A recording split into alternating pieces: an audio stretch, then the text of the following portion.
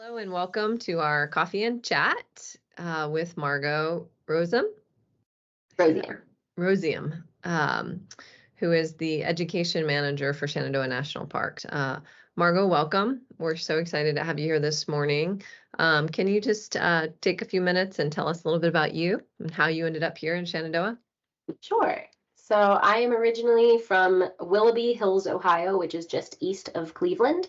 And I grew up spending a lot of time outdoors in nature, whether it was in the woods behind our yard or if it was going to Cuyahoga Valley National Park, or traveling different places. My family was pretty focused on like outdoor recreation. And so I definitely think that shaped what I wanted to do, where I wanted to be as I got older.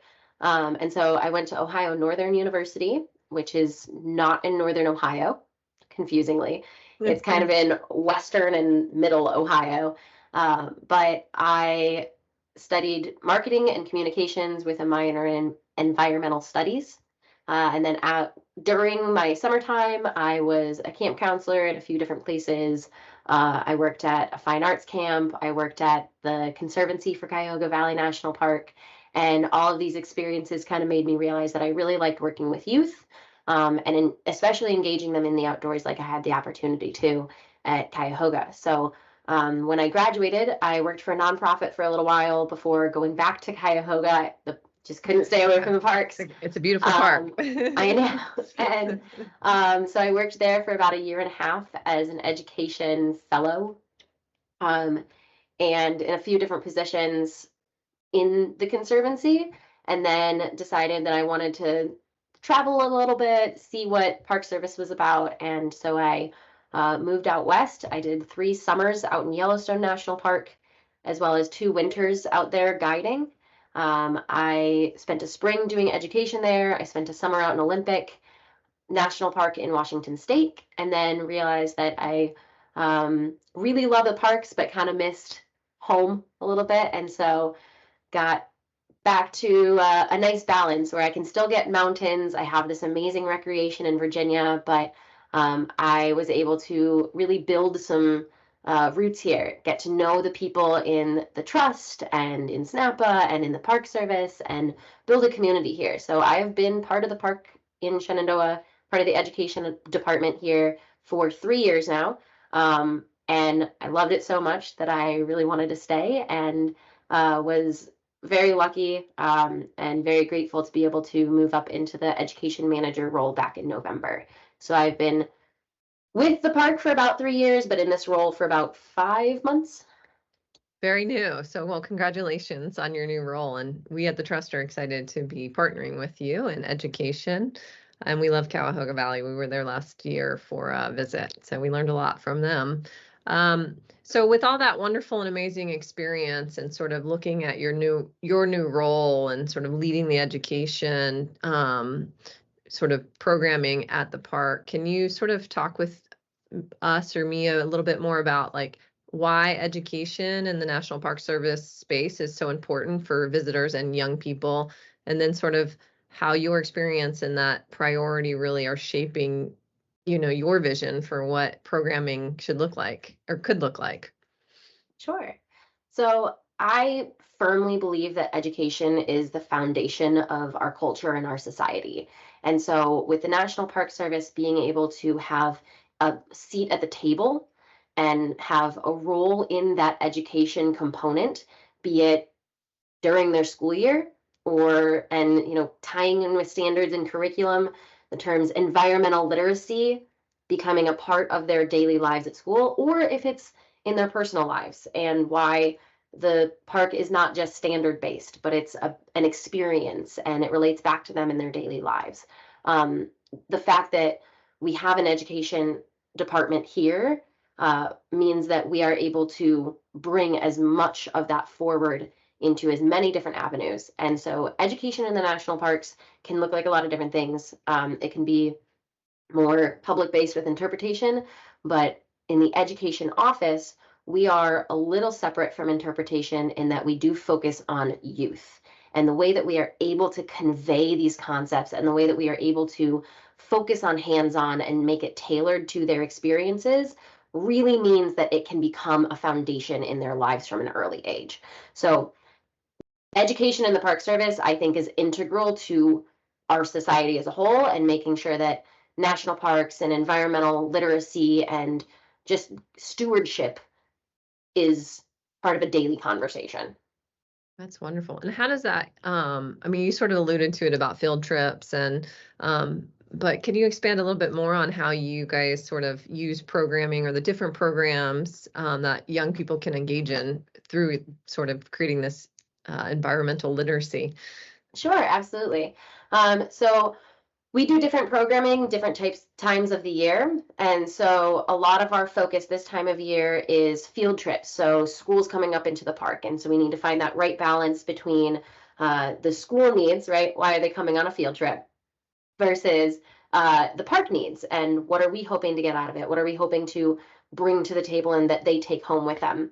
Whether that is, why do you care about the national parks, or what can the national parks do for you? A mindful moment in the national parks. And so a lot of our programs are focused on finding that balance between group needs and park needs, and where those come together in a holistic experience.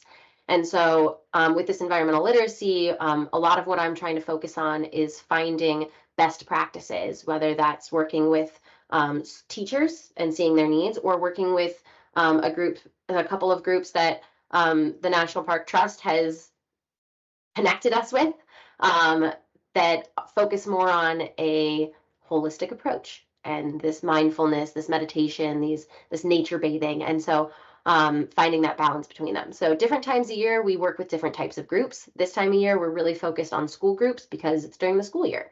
Whereas in the summertime, we get a bigger variety of groups, and we are very busy. So we have, day groups coming to us, or we're going to them, whether that's Boys and Girls Clubs, YMCA camps, or some other like-minded groups. We have groups that come up for a series of sessions. We have service learning groups that come up and want to do service projects and education cohesively. So we work really closely with the education and youth programs and the youth programs and volunteer coordinator, Karina Wendell.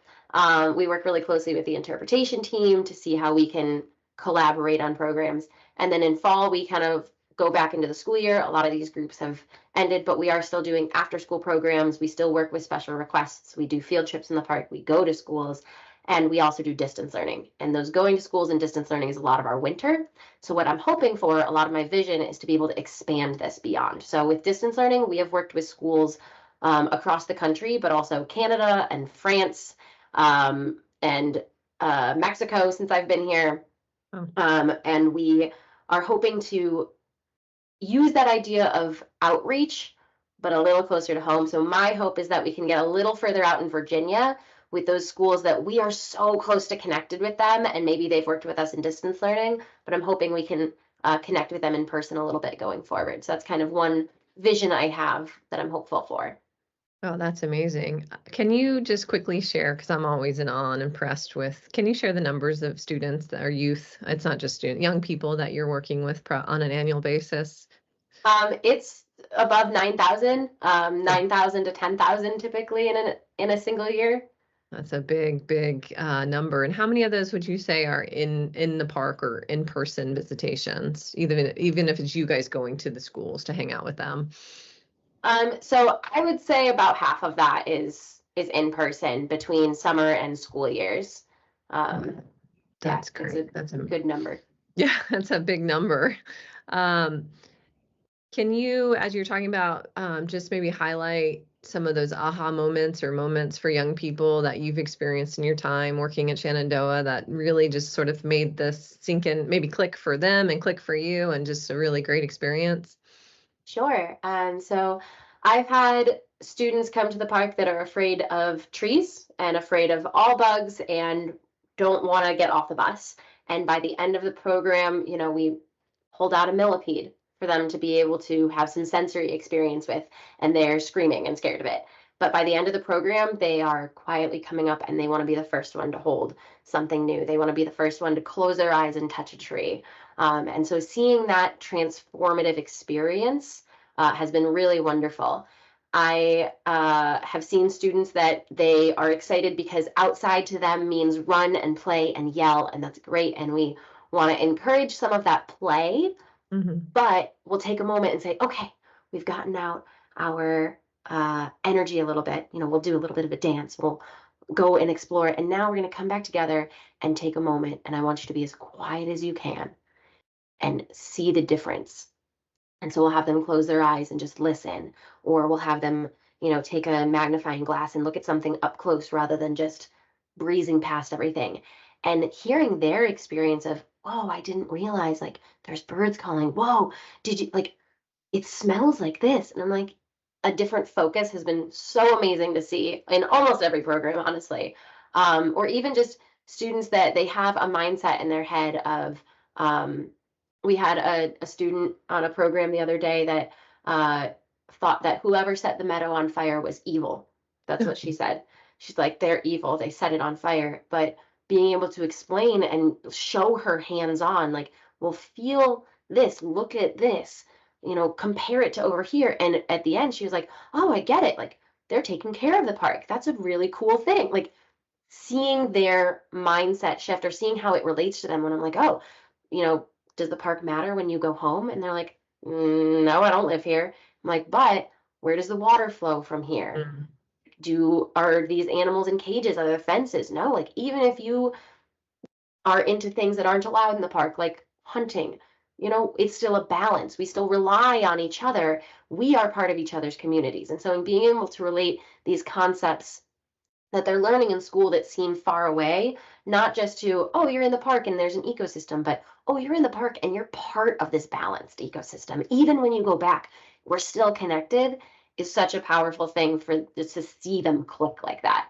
But my favorite ones are definitely the hands-on moments. Yeah, it is a powerful message for even adults to understand that we're sort of all part of this ecosystem, and what's happening in the park is really does impact our communities and our lives, and it's such a critical piece of it. All right, I have two more questions for you, Margo. Sure. One, can you speak a little bit about how the Trust and even SNAPA, the Shenandoah National Park Association, and how our community really helps the park's education programming? Yeah, absolutely. It is integral to our ability to provide these services. So most of our program is funded through the generosity of donors, whether that is donors to the Trust or donations made with SNAPA or other funding sources. But the Trust has been integral in helping us to achieve specific visions that we see. And so, when we talk about our goals for the upcoming years, a lot of it is staffing because I can't do it alone. And in order to get these hands-on experiences and this ability to connect students with nature, having 50 students and one ranger just doesn't do it. So by being able to just have staff that are passionate, we are able to connect hands-on and individually. And I can tell that makes a difference when I watch. But I even have a couple feedback forms that we just got back from our brand new staff. And what we hear is, this was a question from a feedback form. Please let us know what the Rangers did well and what they can improve upon. The answer was lots of enthusiasm and stayed engaged with students the entire time. Kids loved learning from them. The Rangers were very kind and engaging with students. And then we ask a question, is there anything else you would like to tell us? Use this space for additional feedback. And the responses were, absolutely our favorite field trip of the year. Always love spending time in Big Meadows with the ranger leading this program. So it's impactful. It's starting to build a lot of these relationships in the community. And the fact that like what the Trust and what SNAPA and donors do for the education program is believe in what we're doing. And so providing funding just for the staffing for passionate educators, and then the materials, because we don't have a ton of materials, but it's a lot easier when we can say, hey, we want to do, like, there's a lot of interest in night sky. Maybe we can do something with that, or there's a lot of interest in this other topic, but we can't teach about it in the daytime. What can we do? So being able to see our vision and believe in us and what we're doing makes us be able to do what we do, because we wouldn't be able to do it without support. Well, that's wonderful to hear.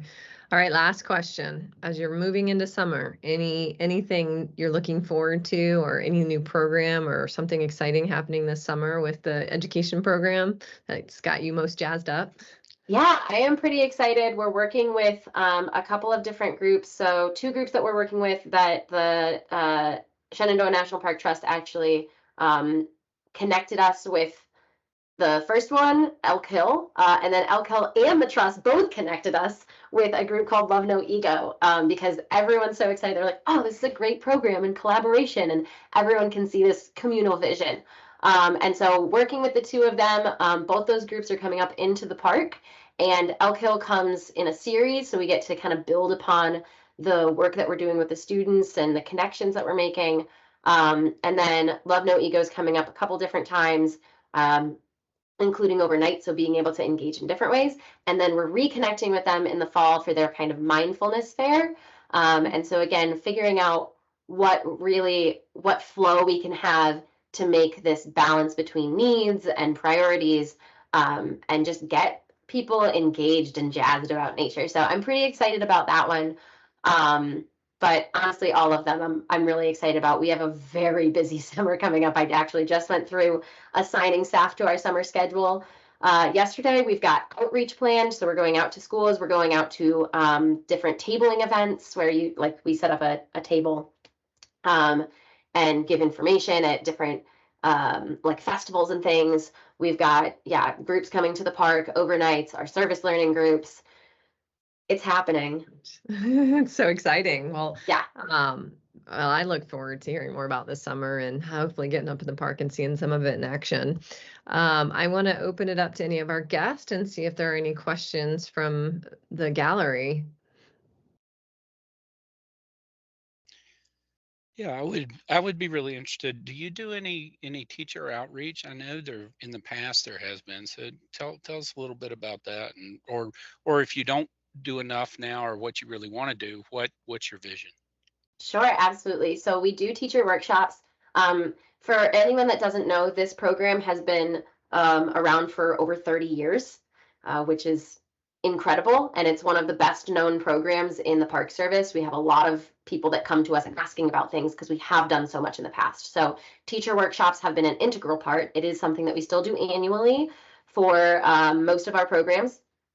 I know that we have done more in the past. Pre-COVID, we did them for like our kindergarten and first grade groups, our high school groups. We had some former curriculum that we had workshops for, as well as the second through fifth grade workshop. So we've been continuing with the second through fifth grade workshop. I'm hoping to bring back, if there's interest, a couple of those others. And I'm also, one of our big projects that I'm hoping for this fall is to do a virtual climate change workshop, because that's a really big one. Just what tools there are, how teachers can use the Park Service to communicate, and what programs we offer that hit that, because that's been a really popular topic, and how it relates to Shenandoah. So that's a new one I'm hoping to introduce, really hoping to take advantage of the virtual workshops. We're doing teacher outreach, constantly advertising, but we're also looking for feedback, like on our new Lewis Mountain interactive curriculum that the media office and Claire Comer did such an incredible job implementing and is officially live on our website. So that's the newest interactive for the history focused pieces. Yeah, so the Lewis Mountain interactive was spectacular. Yeah, they did a phenomenal job. And so we're really hoping to get a workshop going of how teachers can integrate that and use that. So we're hoping to do kind of a focus group and then a workshop, a virtual workshop, because we did a virtual history workshop a couple of years ago when the most recent interactive was posted. And so now that we have a new one, we're hoping to do that again as well. So at least a few workshops, as well as I'm hoping to get into some professional development days at schools. So teachers will have, where students don't have school, but teachers go in for professional development, hoping that we can sneak in on some of those and give even just like a half-hour lesson on how to use our interactives or what we're doing. I've also been working with the fire division, the fire office here at Shenandoah, to talk with them about if there's some collaboration we can do, talking about fire safety, especially in light of the recent events in March, where so much of our community had wildfires, and just being able to communicate that a little bit better in schools and in curriculum or even in the community. So yes, we are working with teachers, and yes, I plan on driving forward on that. I appreciate you bringing that up because I had forgotten to mention that part. We have a question in the chat. Margo, looking ahead, what are some programs you'd add to your wish list for future programming? Yeah, so one thing that I've added to my wish list is that outreach. So going to schools. I'm hoping to write some curriculum that's a little bit more interactive for some like adaptations and sensory bits for younger students, so that we can go to the school and kind of go out in their schoolyard and talk about sensory exploration, how to explore safely and be a good steward. And then night sky is a big one that I am super passionate about, and I would like to incorporate more, especially with outreach. So I'm hopeful that that's something that we can get moving a little bit, is some new curriculum with going to schools and teaching night sky, but during the day. Oh, cool. All right. Any other questions before we wrap up? Try to be good stewards of our time.